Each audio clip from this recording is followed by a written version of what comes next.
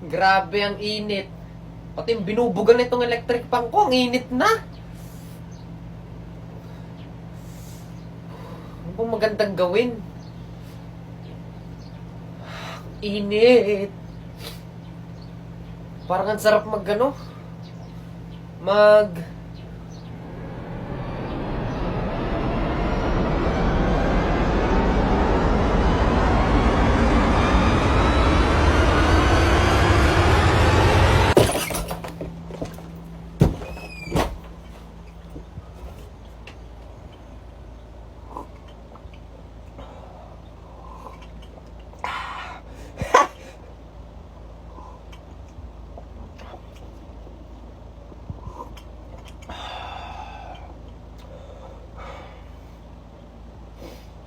ang banas.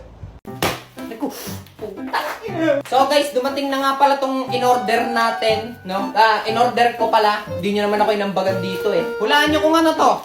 Upuan to. Oo, upuan to. So, napa-order nga pala ako nitong camping chair na to kasi pinipilit ako ni Mrs. na bumili daw ako nito. Sabi ko naman, sa pool, hindi ako tiwala dito sa camping chair na to. Kasi alam ko talaga mahuna yung ganito eh. Pero makulit eh. Eh di binili ko. So ito na yung laman. Ito yung upuan. Tapos ito yung pinaka-bag niya.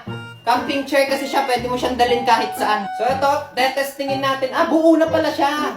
Buo na siya. Akala ko, assemble pa. So ito, wait lang, di ko alam kung paano to ilak. Ang alam ko dapat nilalak talaga yung mga ganito eh. Kasi baka mamaya habang nakaupo ka, biglang magsara, di ba? Yan. So sa tingin ko naman, okay na. Kasi wala, sagad na eh.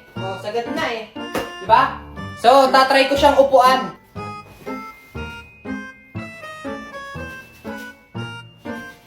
Pwede. Sige, kunyari malikot ako, tapos may kakwentuhan ako. Ayos. Eh, kunyari, ako naman yung padagos-dagos magano. Di ba may mga ganyan tao kung maupo na lang, wala man lang alalay sa sarili. Kunyari, ganun ako. Pare, paupo naman ako sa camping chair mo. Wah! So, dito napansin ko, meron pala siyang lalagyan ng inumin mo, no? So, pwede, kunyari, ito yung aking drinks. May drinks ako. Pare, kamusta ang araw natin? Pinagpawisan ako, pero para sa akin, 10 out of 10. Maganda siya, matibay, tapos okay naman siya, magaan siya. Napakagaan niya, sobrang gaan niya, pero matibay siya, di ba? Di ba matibay siya? Parang di ka nag-grade 3. Guys, mahilig din ba kayong manood sa TV? Pero minsan hindi na kayo makapanood kasi lagi kayong wala sa bahay nyo o kaya naman lagi kayong may kaagawan. So meron akong alam na technique, di ba? Para makapanood ka pa rin ng mga TV shows gamit ang cellphone mo. So ganito lang yan. Una, syempre napaka-basic. I-download mo lang tong IPTV Smart Player. Syempre kapag na-download mo na, open mo lang yan. Tapos pindutin mo lang yan, continue mo lang. Tapos pag napunta kayo dito, pindutin nyo lang tong plus na to. Tapos itong import playlist URL. Yan, pindutin nyo lang yan. I-accept mo lang yan. Tapos pagka-accept mo, ilalagay mo yung playlist name. So, dito kunyari, ilalagay ko na lang yung pangalan ko, Bintana. Tapos, ilagay mo naman dito sa playlist URL ay iptv.llc. Yun lang. Pindutin mo lang yung save. Tapos, hintay ka lang ng konti. Tapos, biglang, boom! Makikita mo dito, halos 9,000 na channels ang available dito, mga kaibigan. Diba? Sobrang dami nun. So, dito, testing natin yan. Comedy. Panoorin natin tong Just for Love. Yun ito yung lagi kong pinapanood dati nung bata ako nung meron pa kaming cable. Ito yung puro pranks. Basta i-hit ka rin dyan pag napanood mo. O diba? Napaka-basic. Napakarami mong pwedeng panooran dito kahit di ka na manood sa TV mo. Makakanood ka pa rin sa cellphone mo. Basta gets mo na yun.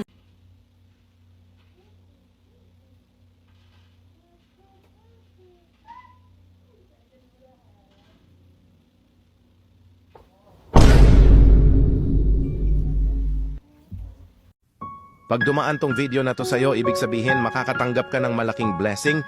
Please like and share para maipasa din sa ibang tao ang biyaya.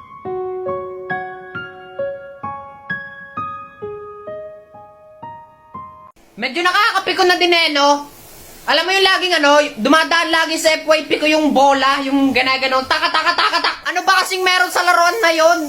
Bakit ang daming naglalaro ng ganun? Ang baduy-baduy. Mga isip bata lang ang bibili niyan. Grabe ba? Nakaka-curious din eh. Try nga natin. Daling-dali lang laruin yun. Masyado kayong na-challenge eh. Oh. Oh! Bakit ba ang daming hirap maglaro neto? Gaganyanin mo lang yan oh. Teka lang.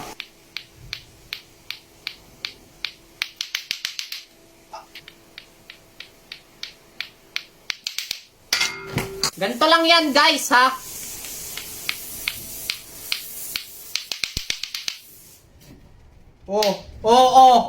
Ganon yun. Ulit. Hindi ako pwedeng sumuko.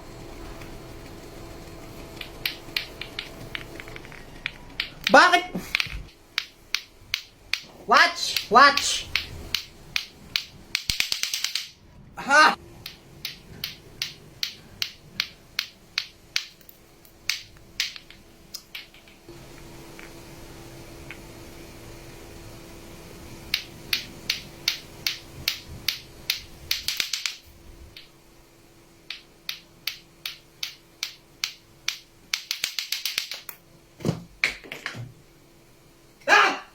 Last ball. Oh, di ba?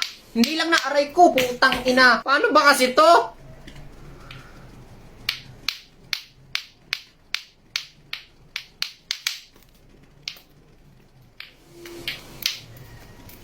Ganyan yata to yung laruin eh. Ganyan no. Last na talaga. Last na. Pag to, di ko pa nagawa.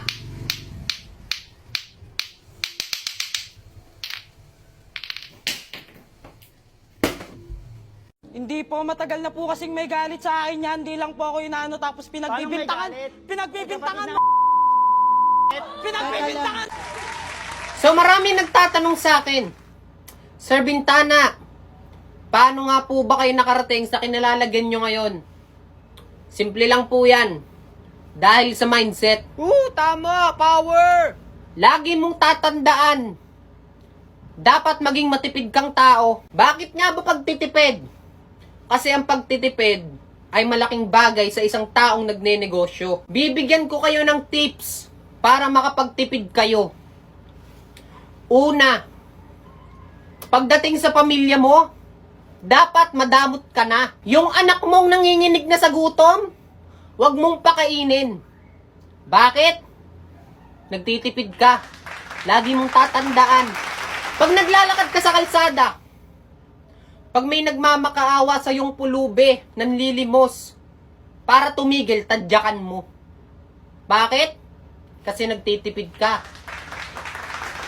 Basta lagi mong tatandaan, meron kang negosyong binubuhay. Huwag mong isipin yung ibang tao. Yung pamilya mo, hayaan mong mamatay sa gutom. Dumiskarte sila ng kanila. Kasi may diskarte kang iyo. At meron pa akong tip para makatipid ka. Halimbawa, yung anak mo, puno na ang diaper. Para makatipid ka, baligtarin mo lang. Magagamit mo pa yung harap.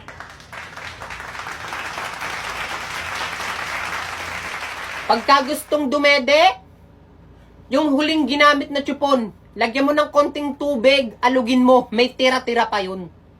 Pwede mo pa yung ipadede sa anak mo. Basta lagi mong tatandaan, nagtitipid ka. Tinuloy-tuloy ko lang yung ganitong gawain. Kaya anong nangyari? Eto, milyonaryo na ako. At iniwan ako ng pamilya ko. The good thing is, mas makakatipid na ako. Mas may oras na akong maglaro ng Eggy Party. So pag wala ka naman masyadong ginagawa, pwede ka mag-aliw-aliw. Kalaro ko yung ibang tropa kong negosyante. Sabay-sabay kami nagpapa-level up. Masaya kasi siyang laruin. Wag puro negosyo. Mag-aliw-aliw ka din. Masaya kasi itong laruin. So sa mga hindi nakakaalam, check nyo lang nasa bio ko. Yun lamang po at maraming salamat sa inyo.